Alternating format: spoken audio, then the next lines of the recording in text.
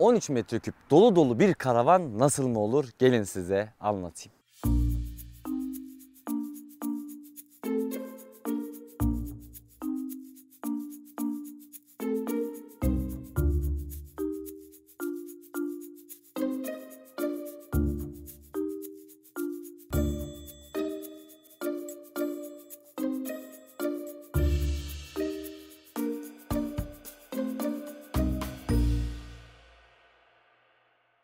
İç kısmını göstereceğim.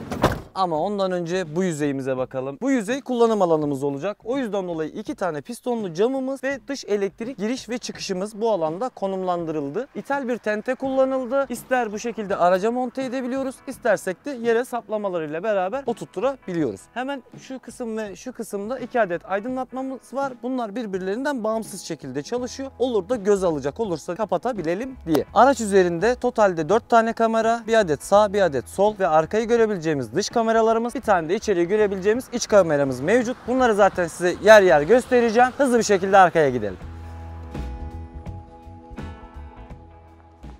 Bu kısma geldiğimizde aracın zaten 2 tane açılır kapısı var. Bu kapıların üzerine 2 adet pistonlu ithal camlarımızı yerleştirdik. Hemen üstünde dış aydınlatmamız, yan kısmında da geri görüş kamerası olarak kullanabileceğimiz emniyet kameramız var. Aracın alt kısmına totalde 160 litrelik bir depo yerleştirdik. Bu deponun da burada tahliye kısmı var. Elimizi de burada aynı zamanda yıkayabiliyoruz.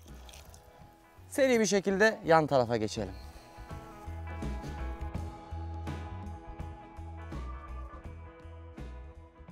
Aracı tasarlarken şu konuya çok dikkat ettik. Araçta bir kullanım alanımız ve bir de tahliye ya da dolum alanımızın olması gerekiyordu. Bütün tahliye ve dolum alanlarını aracın bu kısmına yerleştirdik. Örnek veriyorum, gaz doldurmak istediğimizde burada, su doldurmak istediğimizde burada veya kamp alanına gittiğimizde kendi kullanım alanımızı ıslatmamak amacıyla dış duşu da burada kullanıyoruz. Bu şekilde açıyoruz. Sıcak ve soğuk girişimiz var. Suyumuzu bu şekilde kullanabiliyoruz. Boşaltalım. Bu şekilde duş alabiliyoruz. Aynı zamanda bunlar kilitli, dışarıdan ulaşımı da olmuyor. Hemen yan tarafına geliyorum. Buzdolabımızın menfezlerini 2 adet kullandık. 1 adet emiş, 1 adet de çıkış. Sıcak aylarda yani yaz aylarında ısınma problemi yaşamasın diye. Aynı zamanda kışları da soğuk içeriye çok fazla girmesin diye kış kapakları var. Bunu da duruma göre söküp çıkartabiliyoruz. Araçta kasetli tuvalet kullanıldı. Kasetli tuvaletin de çıkışı buradan yapıldı. Bu şekilde açıyoruz. İçerisinden kasetimizi çıkartıyor ve kullanıma hazır olmuş oluyor ya da boşaltmaya hazır olmuş oluyor. Bu işlemleri dediğim gibi kullanım alanından yapmak birazcık hani o taraftaki kişileri rahatsız edebilir. Bu taraftan boşaltıp işimize gücümüze bakabiliyoruz. Aracın üst tarafında yine burada bir adet dış aydınlatmamız, tuvalet havalandırmamız için sürgülü bir cam. Şofbenimizin de baca çıkışını buradan verdik. Aynı zamanda dediğim gibi bu araçtaki kameralardan birinin konumu da burayı gösteriyor. Yani bu alanı da rahatlıkla kontrol edebiliyoruz. Gelin şimdi size terası göstereyim.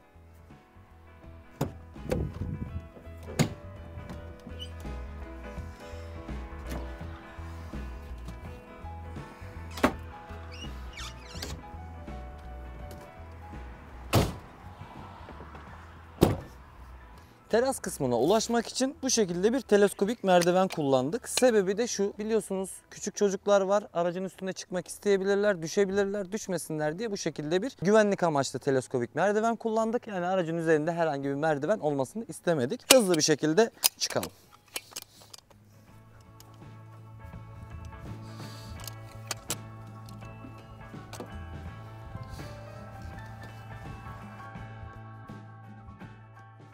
Araç üzerinde toplam 3,5 metrekarelik bir teras alanımız. Hemen orta kısımda da uyku klimamız bulunmakta. Bu da ithal bir uyku kliması. Ön tarafta 360 toplamda 720 watt gücünde güneş panelimiz mevcut. Hadi gelin şimdi içeri geçelim.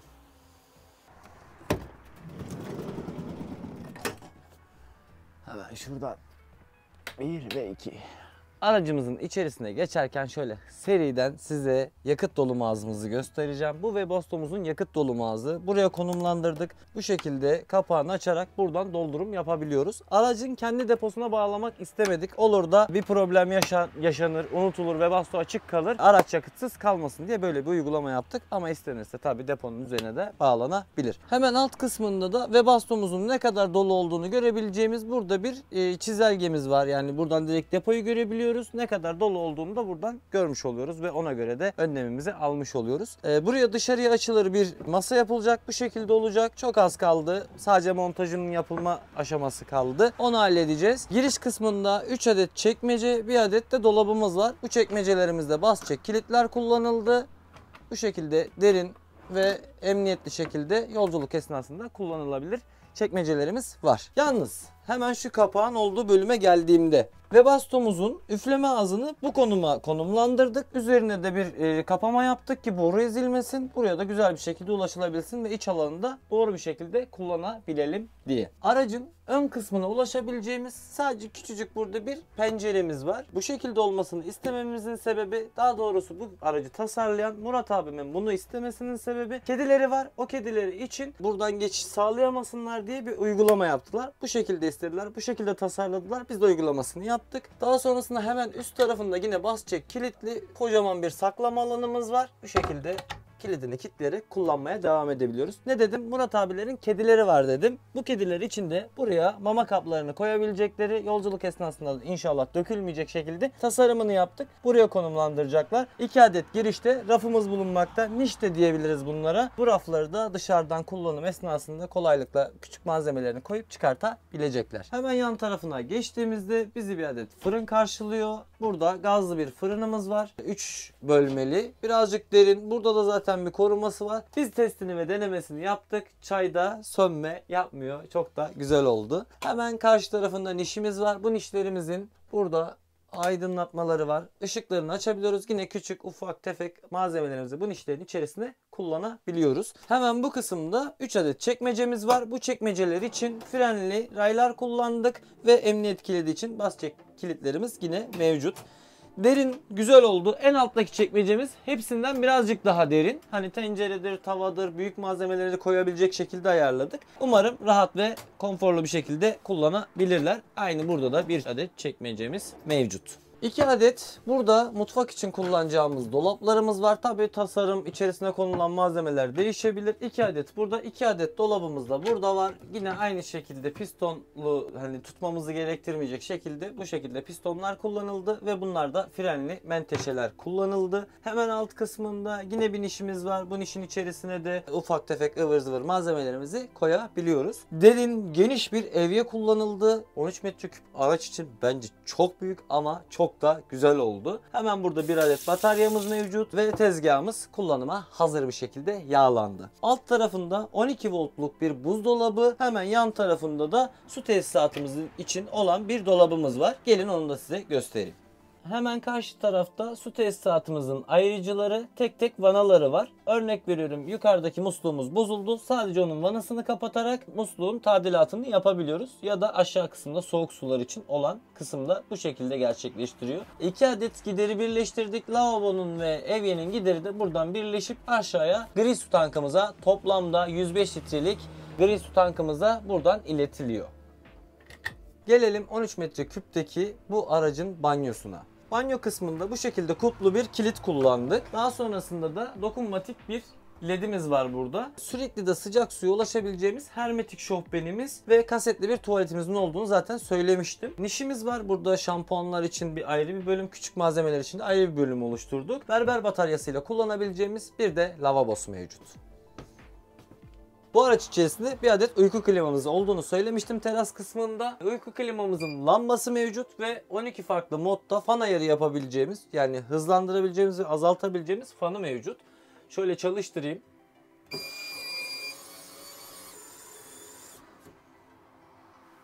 Bu şekilde ağır modda da çalıştırabiliriz. Hızlandırabiliriz.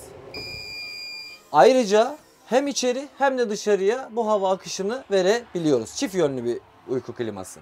Araç içerisinde sabit olarak kullanılan 90 santimlik bir sabit yatak ve karşılıklı birer kişinin oturabileceği tekli koltuklar mevcut. Burada da masamızın uzatma kolu mevcut. Bu masa ve tezgahların tamamı kayın masif panelden yağlanarak yapılmıştır. Bence gıdaya da uygun oldu.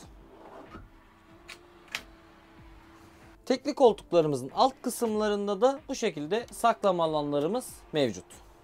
90 santimlik sabit yatağımız var demiştim ama bu yatak büyüyen bir yatak. Hemen Şu şekilde süngerlerimizi alıyoruz, yatağımızın üstüne atıyoruz. Burayı da aynı şekilde alıyoruz ve yatağımızın üstüne atıyoruz. Daha sonrasında şuradan ellerimizi sokarak bu şekilde açılmasını sağlıyoruz. Koyuyoruz. Bir adet bunu, bir adet bunu. Kendi süngerlerini, koltuğun kendi süngerlerini kullanarak yatağımızı 140'a 181'lik bir yatağa dönüştürmüş oluyoruz. Kocaman da bir yatağımız olmuş oluyor. Araç içerisinde prizimiz, çakmaklığımız ve USB girişimiz var. Aynısından tam karşıda da bulunmakta. Hadi gelin şimdi bu aracın kalbine, yani enerji sistemine geçelim. 90 santimlik sabit yatağımızın tam alt konumunda bu şekilde 2 adet kapakla birlikte gerçekten geniş olan bir saklama alanına sahibiz. Gelelim odalarımıza.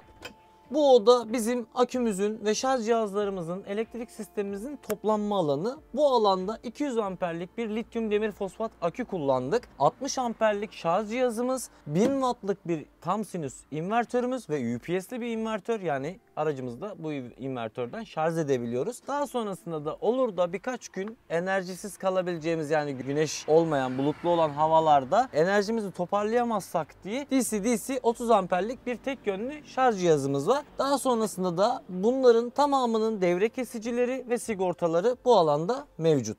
Hemen şu yan kısımdan da bu arkadaşları tamamen kapatabilir ya da açabilir pozisyona getirebiliyoruz.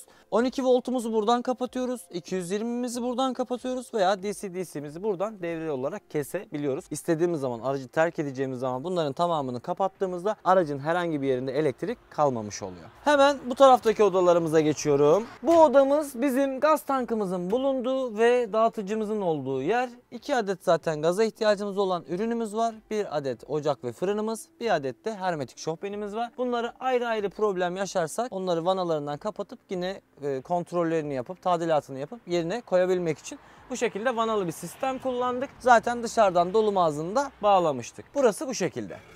Hemen bir sonraki odaya geçiyorum. Burası da bizim basınç tankımızın olduğu, hidroforumuzun olduğu ve yine aynı zamanda ana tesisatımıza gelecek su deposundan hidrofora kadar ya da hidrofordan sonrasında da alacak tüm alanların vanalı burada kontrol ünitesi mevcut.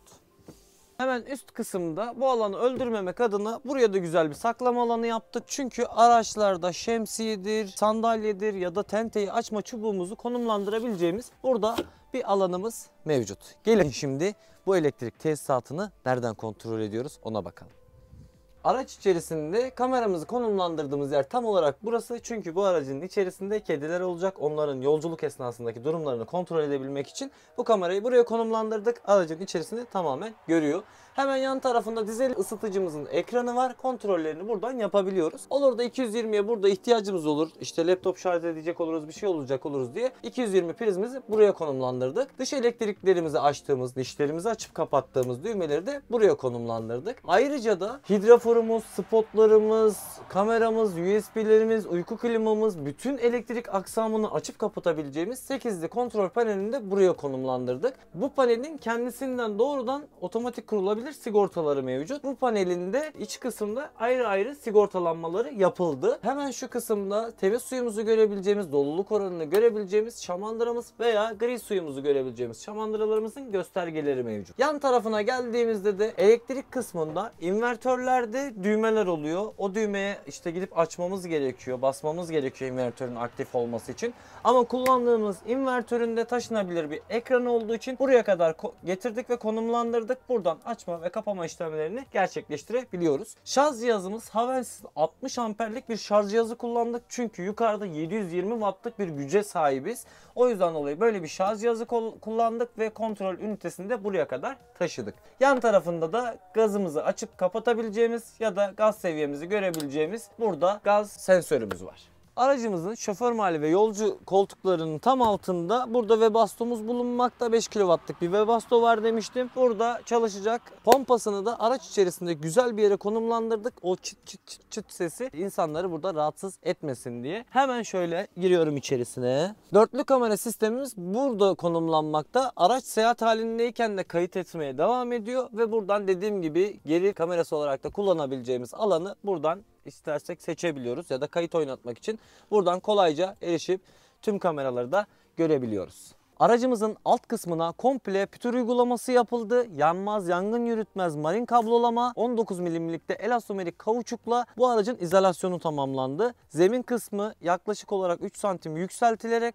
plywood'la da desteklendi. Yani alttan daha fazla soğuk almamak için bu işlem yapıldı. Araç üzerinde kullandığımız tüm malzemeler kavak, yani mobilya kısmında kullandığımız tüm malzemeler kavak, duvar kısımlarında kullandığımız malzemeler de kayın kontura. Yani suya, neme, ısıya daha dayanıklı. Benim anlatabileceklerim buraya kadar. Umarım siz de beğenmişsinizdir. Beğendiyseniz beğenmeyi, abone olarak bana destek olmayı, yorum yaparak da fikirlerinizi iletmeyi lütfen unutmayın. Eğer bu aracın yapım aşamasını merak ediyorsanız şuraya köşeye bırakacağım linkten de o videoyu izleyebilirsiniz. İnşallah bir sonraki projelerde tekrar görüşmek dileğiyle. Kendinize iyi bakın, sağlıcakla kalın.